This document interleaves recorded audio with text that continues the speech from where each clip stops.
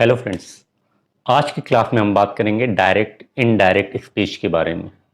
ये वो टॉपिक है जो हर तरह के एग्ज़ाम में पूछी जाती हैं। चाहे आप बोर्ड के एग्ज़ाम की प्रिपरेशन कर रहे हो या फिर किसी और तरह के कम्पिटिटिव लेवल के एग्ज़ाम की प्रिपरेशन कर रहे हो, इस टॉपिक से 3 से 4 क्वेश्चन कंपलसरी पूछे जाते हैं। तो ऐसे में ये टॉपिक इम्पॉर्टेंट होने वाली है। आज इस क्लास में इस टॉपिक के बेसिक कंसेप्ट को सीखेंगे, डायरेक्ट से इनडायरेक्ट स्पीच बनाने का तरीका सीखेंगे, साथ ही कुछ एग्जाम्पल भी सॉल्व करेंगे ताकि ये टॉपिक आपके माइंड में हमेशा के लिए फीड हो सके। आइए क्लास को स्टार्ट करते हैं। स्पीच का मतलब होता है टू से समथिंग, कुछ कहना। और अगर हम कहने की बात करें तो किसी की भी बात को दो तरीके से कहा जा सकता है। We usually say anything in two ways. कौन कौन से दो तरीके हैं? एक तरीका आपका कहलाता है डायरेक्ट और दूसरा आपका तरीका कहलाता है इनडायरेक्ट। अब ये डायरेक्ट क्या होता है, इनडायरेक्ट क्या होता है, इसे एग्जाम्पल के थ्रू समझते हैं। इसे दो पर्सन के थ्रू समझते हैं। जैसे पहले पर्सन यहां पर हैं राजू और दूसरे हैं रामू। रामू ने राजू को देखा कि राजू कहीं पर जा रहे हैं, तो रामू ने राजू से पूछा आप कहां पर जा रहे हैं? तो राजू ने रिप्लाई दिया मैं मार्केट जा रहा हूं। किस तरीके से? अब रामू अपने घर पर जाते हैं और घर पर जाने के बाद राजू की कही गई बात को अपनी मदर को बताते हैं। क्या बताते हैं? बताते हैं कि राजू कह रहा था कि वो मार्केट जा रहा था। इन्हीं दोनों सेंटेंस को आपको फोकस करना है। सबसे पहले क्या था? राजू ने कहा। क्या कहा? इस चीज को इन्वर्टेड कॉमा के अंदर रखा गया है। क्या है? मैं मार्केट जा रहा हूं। अब इसी कही गई बात को रामू अपनी मदर से क्या कहता है? मदर से कहता है कि राजू कह रहा था कि वो मार्केट जा रहा था। अब यहां पर रामू अपनी मदर से जो बात कहता है उसमें कुछ तब्दीलियां, कुछ चेंजेस करता है, बट उसके कहने का मतलब वही है जो राजू ने कहा।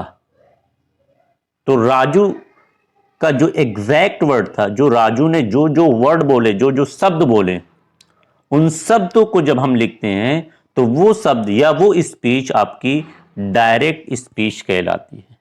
और जब उसी स्पीकर की कही गई बात को हम अपने शब्दों में कहते हैं, कुछ परिवर्तन कर कर, कुछ चेंजेस कर कर, बट उसकी मीनिंग में किसी तरह का कोई चेंज ना हो, तो वो स्पीच इनडायरेक्ट स्पीच कहलाती है। अब डायरेक्ट से इनडायरेक्ट स्पीच में चेंज करते वक्त कुछ वर्ड को यहां पर बदला गया है। क्या वर्ड बदला गया है?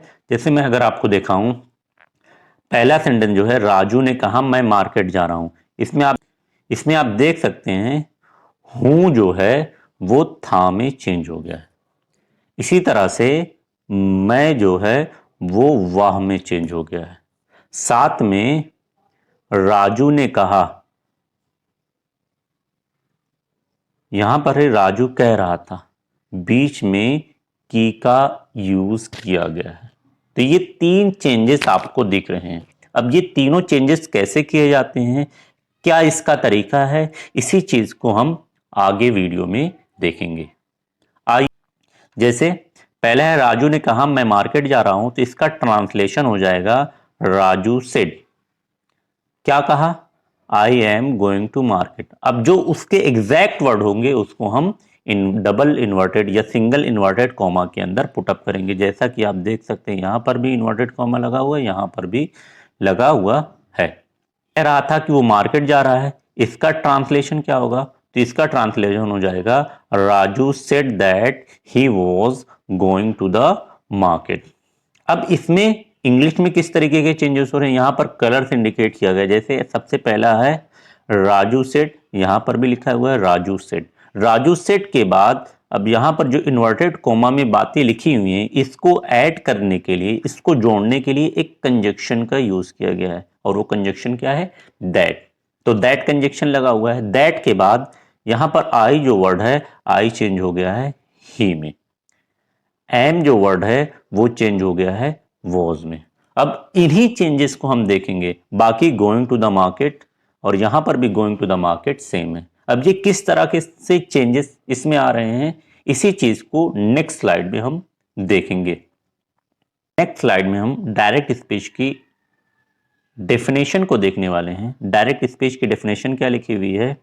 When we repeat the words of the speaker in the way it is told by the speaker. इसका मतलब क्या हुआ? जब हम स्पीकर की कही गई बात को ठीक उसी तरह से यूज करते हैं जैसे सेम उसके वर्ड यूज करते हुए रिपीट करते हैं, इस तरीके की स्पीच को डायरेक्ट स्पीच कहा जाता है। हिंदी में भी लिखा हुआ है, जब हम स्पीकर की कही गई बात को बिना कुछ परिवर्तन किए बोलते हैं। बिना कुछ परिवर्तन किए का मतलब जो जो वर्ड स्पीकर ने यूज किया सेम उसी वर्ड को हमने भी यूज कर लिया, तो ऐसी स्पीच को डायरेक्ट स्पीच कहते हैं। ऐसे में उन वर्ड्स को हमेशा हम इन्वर्टेड कॉमा के अंदर रखते हैं। यह है डायरेक्ट स्पीच।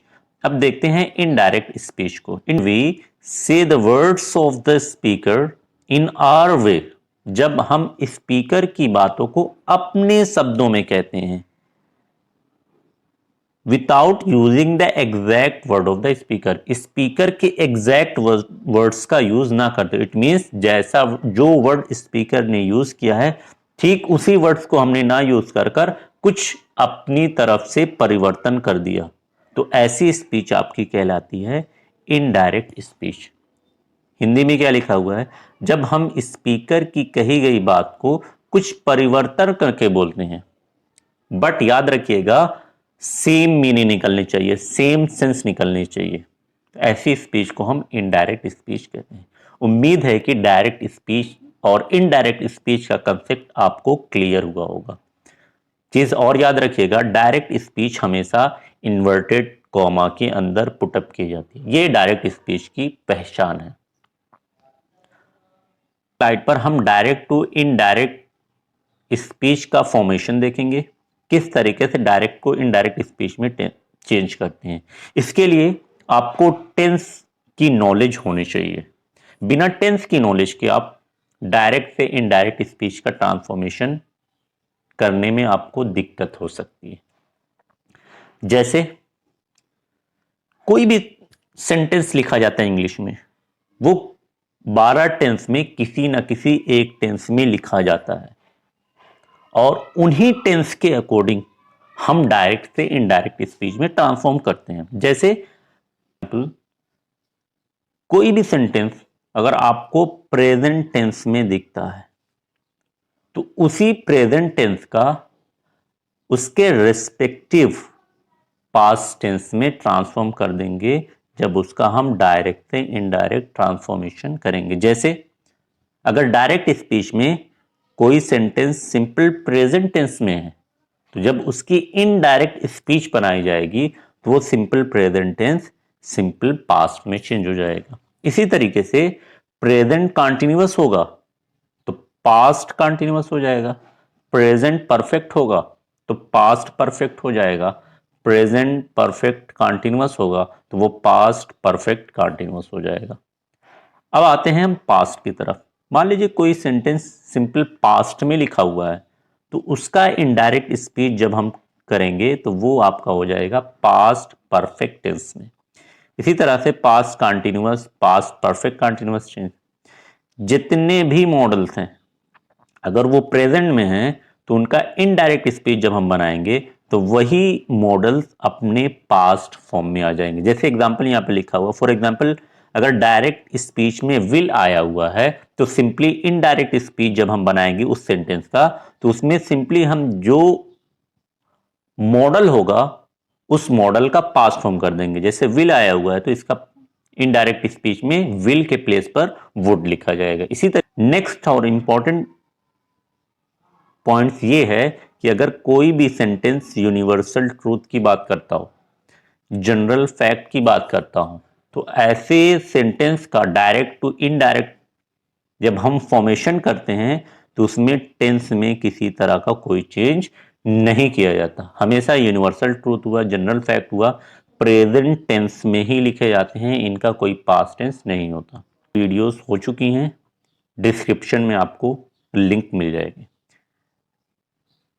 डायरेक्ट स्पीच में अगर आपको दिस मिलता है तो उसका इनडायरेक्ट फॉर्म दैट हो जाएगा। इसी तरह से टुमारो का indirect form the following days हो जाएगा। और भी बहुत सारी चीजें हैं, बट ये कुछ बेसिक चीजें हैं, इनको समझने के बाद आप इजीली डायरेक्ट से इनडायरेक्ट फॉर्मेशन कर सकते हैं और इनके बेस पर और भी जो चेंजेस होते हैं आप उन्हें देख सकते हैं।